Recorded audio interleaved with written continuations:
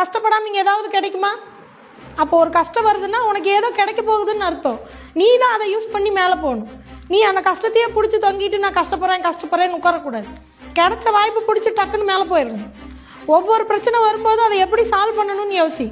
ஐயோ எனக்கு பிரச்சனை வந்துருச்சேன்னு கவலைப்படாது. அந்த பிரச்சனை உன்னை எங்கேயோ ஒரு ஸ்டெப்பு மேலே தூக்க தான் வருது. அதை யோசி, கவனி. எதனால எனக்கு இந்த பிரச்சனை வந்திருக்கு, இந்த பிரச்சனை எதுக்காக வந்திருக்கு, நான் என்ன பண்ணால் இந்த பிரச்சனையை சால்வ் பண்ண முடியும், நான் அடுத்த லெவல் போகலாம். அவ்வளோதான். நீ கவலைப்படுறதுக்காக பிரச்சனை இல்லை. புரியுதுங்களா? நீ கவலைப்பட்டீங்கன்னா நீ தேங்கிடுவ, உன் மூளை வேலை செய்யாது. கவலையே படாது. நீ இங்கிருந்து எதையுமே கொண்டு போகிறது இல்லை. இந்த வாழ்க்கை அனுபவிக்கிறதுக்கு, வாழ்றதுக்கு. அப்போ வாழ்றதுக்கு தான் நம்மளுக்கு பணம் வேணும்.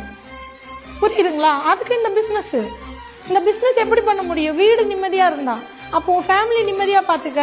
பிஸ்னஸை பிளான் பண்ணு, சம்பாரி, என்ஜாய் பண்ணு. உனக்கு பிடிச்ச வாழ்க்கையை நீ வாழு. உன்னால் என்ன பண்ண முடியுங்கிறது உனக்கு தான் முதல்ல தெரியணும். அதுக்கப்புறம் அதுக்கு நீ முயற்சி பண்ணும்போது மற்ற எல்லாருக்கும் தெரியும். அதுக்கான வழி உனக்கு எல்லாமே பிறக்கும்.